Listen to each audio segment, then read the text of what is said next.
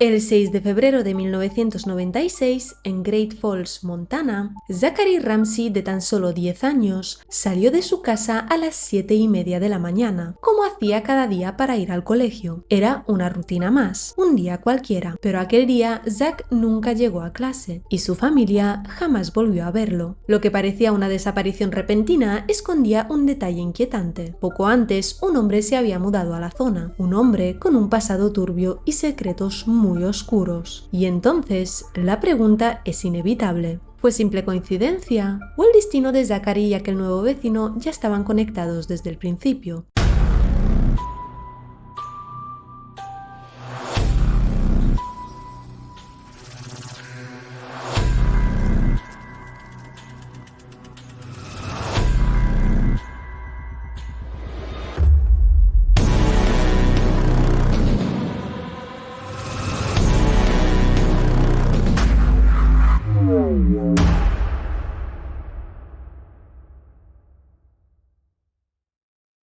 Hola mis bellas criaturas, ¿qué tal? ¿Cómo estáis? Bienvenidos un día más al canal. Yo soy Florislava y hoy vamos a hablar sobre el caso de Nathaniel Bar-Jonah. Un caso muy fuerte donde la ley ha fallado en todos los aspectos y ha permitido atrocidades de tal calibre que cuesta incluso hablar del tema. Pero bueno, vamos a ello. Así que poneros cómodos y preparaos porque este caso es horrible a tantos niveles que faltan palabras para describirlo. Pero las buscaré y os lo trataré de contar lo mejor posible. Y a riesgo de citar a Jack el Destripador, vamos por partes. Voy a empezar contándoos un poco la historia de Zachary Ramsey, que es la que finalmente puso el foco sobre Nathaniel Bar-Jonah e hizo que salieran a la luz un montón de cosas que, bueno, van más allá de todo lo imaginable, pero ya llegaremos a ello. En 1995, Zachary Ramsey llegó junto a sus dos hermanos menores y su madre, Rachel Howard, que se había divorciado hacía poco, a Great Falls, Montana. Vivían en el número 400 de la 4th Street North. El entorno era el típico de un pequeño pueblo americano de unos 60.000 habitantes. Muy tranquilo, con baja criminalidad, muy familiar. Lo típico en estos casos, ¿no? El típico pueblo donde nunca pasa nada hasta que pasa. Zach estudiaba en la escuela elemental Whittier. Era buen estudiante, muy alegre y muy querido tanto por sus profesores como por sus compañeros. Cada día pasaba por un callejón para ir y volver del colegio, pero al ser una zona tranquila, a nadie le preocupaba ese detalle. El 6 de febrero de 1996 salió como siempre a las 7:30 de la mañana rumbo a la escuela. Sin embargo, apenas 10 minutos después, desapareció sin dejar rastro. Las primeras horas de clase transcurrieron con normalidad, pero al pasar el tiempo y ver que Zach no llegaba, algo muy raro en él, y que nadie había avisado de su ausencia, los profesores decidieron llamar a su madre. Zach no solía faltar nunca y era un niño muy responsable. En cuanto Rachel recibió la llamada, se preocupó de inmediato. Zach siempre le avisaba si iba a llegar más tarde o si se iba a algún sitio. No era propio de él desaparecer sin decir nada, y de pronto nadie sabía dónde estaba Zach. No tardó en organizarse una búsqueda para intentar dar con el niño. Sin embargo, la policía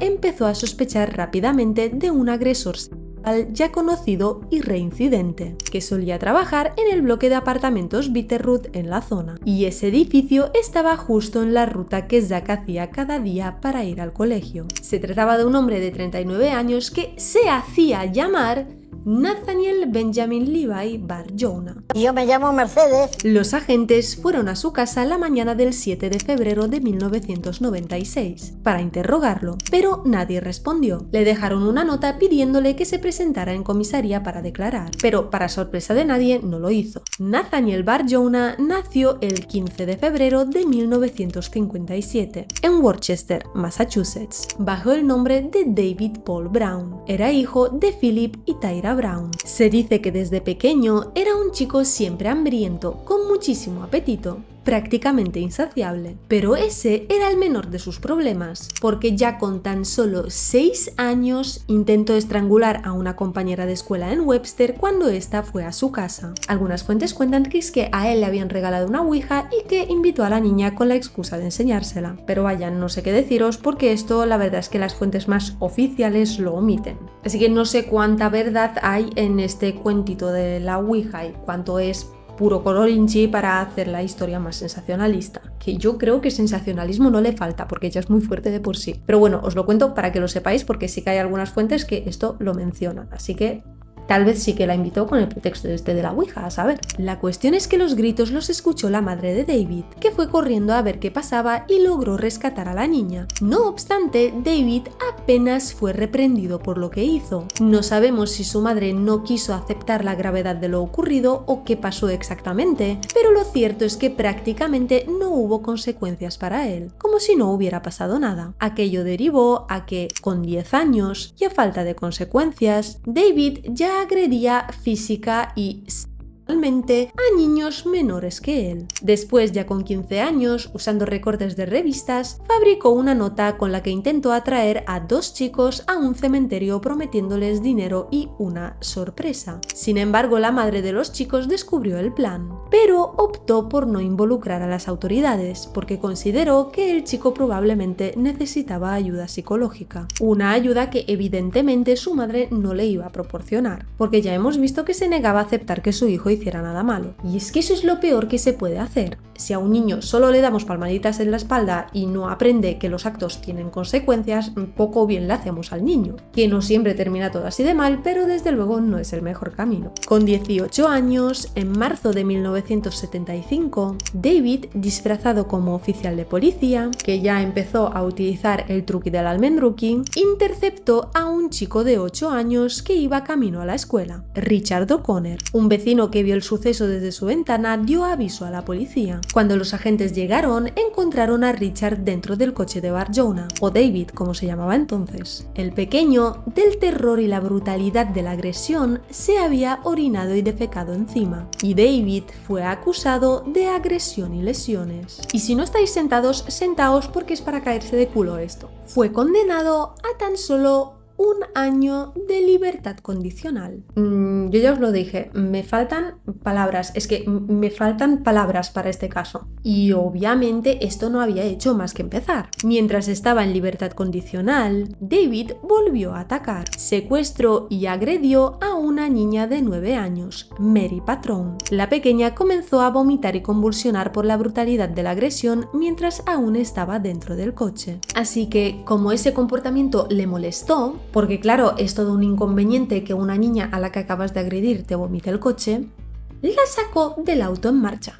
Por suerte, un testigo logró apuntar la matrícula. David fue arrestado por esto, pero por alguna razón este incidente jamás llegó a conocimiento de su agente de libertad condicional, así que no fue acusado formalmente y se fue otra vez de rositas. Y finalmente, tras cumplir el año de libertad condicional por el caso de Richard, en mayo de 1976, la condena se dio por extinguida. Es más, le agradecieron su buen comportamiento y su cooperación.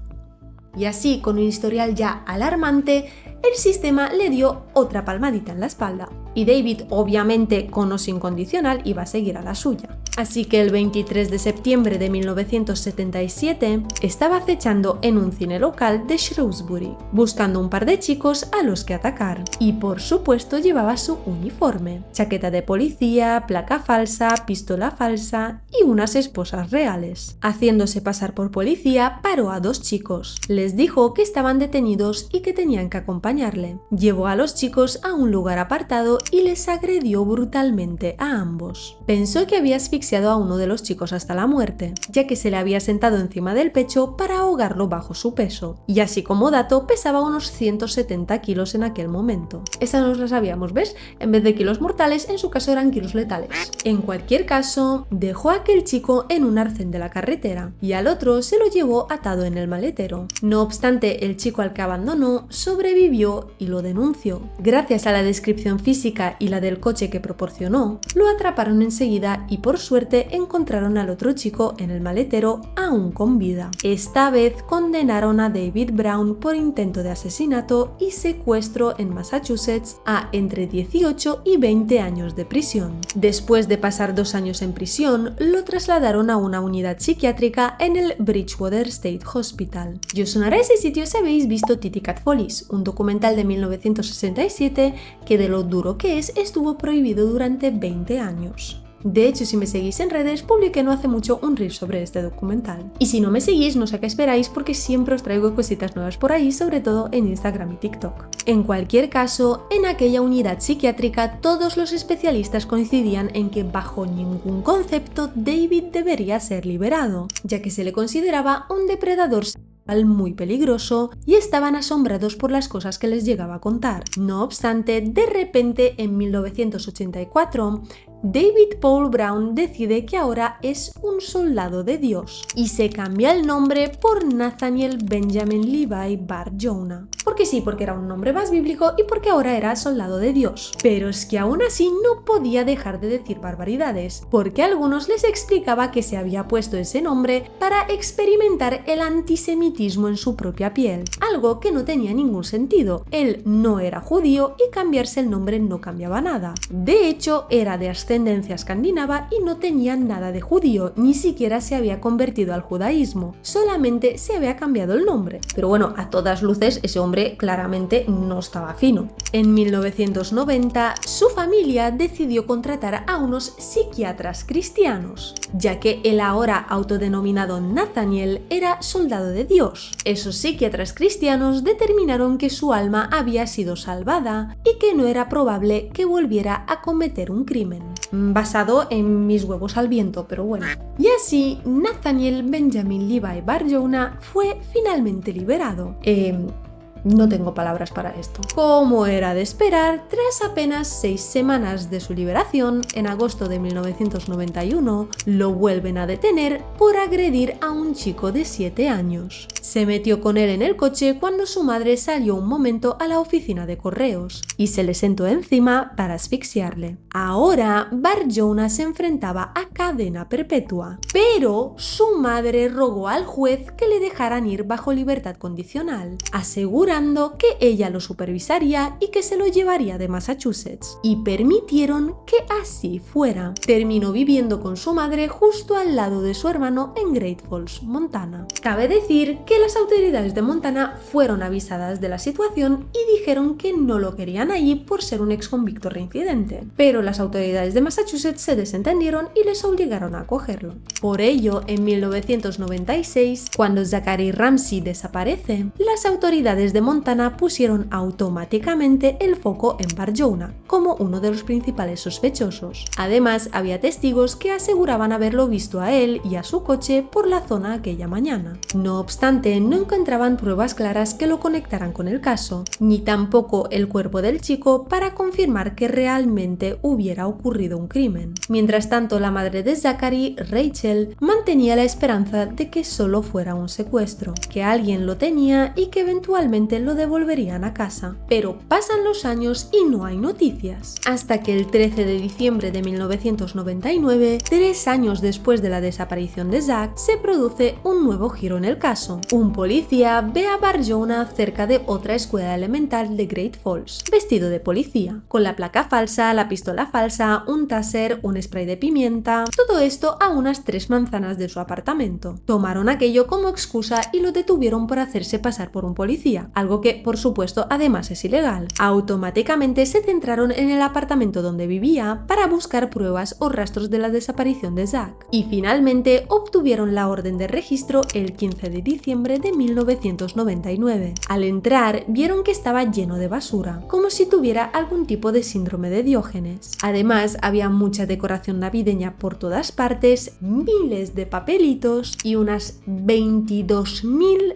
fotografías de niños, de las cuales algunas eran recortes de revistas, otras fotos reales y otras recortes de anuarios de los colegios de Great Falls. Los policías se llevaron 55 cajas llenas de objetos para analizarlos y comenzaron a sospechar que Bar Jonah había abusado de múltiples niños de la zona. Tardaron meses en examinarlo todo. A principios del 2000, finalmente encontraron un documento que podía vincular a Bar Jonah con la desaparición de Zachary. Zachary. Era una lista de nombres de niños. Algunos correspondían a chicos de los que había abusado en Massachusetts y otros eran niños de Great Falls que podían haber sido sus posibles víctimas. Y uno de los nombres que figuraba en aquella lista era el de Zachary Ramsey. También en una de las cajas encontraron un rollo de fotografías que fueron a revelar y en él hallaron múltiples imágenes del miembro de Bar Jonah en diferentes estados de así como muchas fotos, en particular con 3 niños de Great Falls de 5, 9 y 13 años. Sabían quiénes eran esos niños y dónde vivían, y efectivamente ellos también figuraban en la lista que habían encontrado. Así que fueron a hablar con ellos para ver qué podían contarles. Aquellos chicos vivían en el piso de arriba de Bar Jonah, y él se hizo amigo de ellos. Los llevaba a comer, al cine y casi a diario iban a su casa. Los 3 tenían cierto grado de problemas de desarrollo mental y provenían de un hogar complicado, por lo que veían a Bar Jonah como una figura paterna, ya que era de las pocas personas que les prestaba toda su atención. Por eso no les resultaba difícil a Bar Jonah abusar de ellos. Les convenció de que era un mariscal encubierto y se ponía una camiseta y un gorro con las letras US Marshal para que le creyeran. Aunque lo vieran como una figura paterna, él abusaba de ellos de manera continua.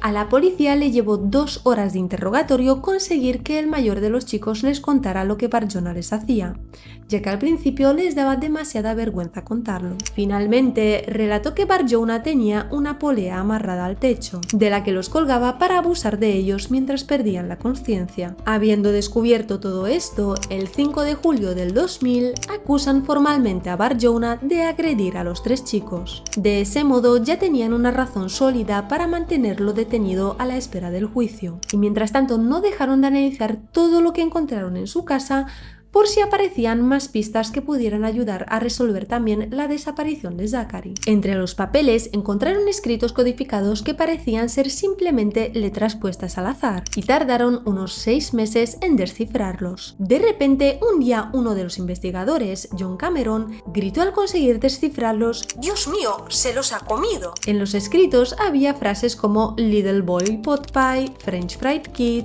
Little Boy Stew, algunas incluso parecían recetas, y finalmente John Cameron dio con la pista clave. Se dieron cuenta de que existía la posibilidad de que Bar Jonah se hubiera comido a Zachary. Supuestamente durante aquella época hacía de repente muchas barbacoas para los vecinos, y estos siempre comentaban que la carne sabía curiosa, como diferente. Bar Jonah les decía que era porque era venado que él mismo había cazado, pero resulta que no tenía ni licencia de caza ni arma, y no había constancia de que hubiera ido de caza nunca jamás en su vida.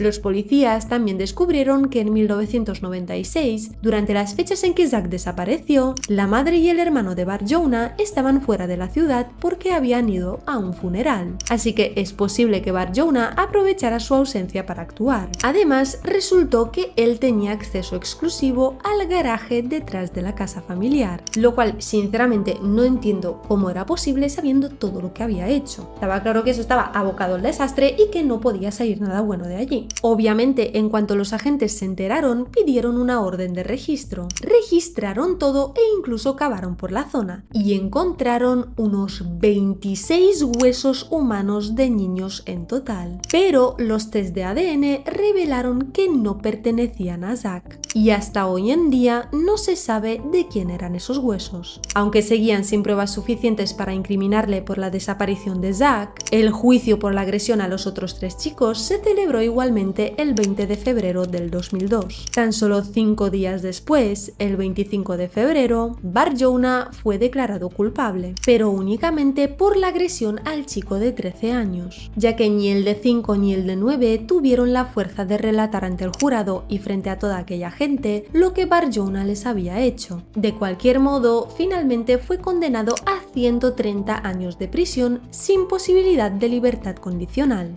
La búsqueda de respuestas sobre la desaparición de Zach jamás cesó, pero por mucho que lo intentaban, solo contaban con teorías sobre lo que pudo haberle ocurrido a Zachary Ramsey, y no pudieron procesar a Bar Jonah por ese crimen, ya que no lograron reunir pruebas sólidas para hacerlo. También se cree que pudo haber muchas más víctimas de Bar Jonah a lo largo de los años, pero no se pudieron hallar pruebas concluyentes para poder acusarle formalmente de ningún otro crimen. Y el 13 de abril de 2008, Bar-Jonah fue encontrado muerto en su celda a causa de un ataque al corazón provocado por su obesidad, tras haber sufrido poco antes complicaciones derivadas de su diabetes, que terminaron en la amputación de una de sus piernas. Con la muerte de Bar-Jonah tal vez jamás lleguemos a saber qué ocurrió exactamente con Zachary Ramsey. Sin embargo, su familia sigue buscándolo y mantiene la esperanza de que no está muerto. Su madre Rachel continúa creyendo que su hijo sigue vivo en algún lugar y que está bien. Actualmente Zach Ramsey tendría 40 años.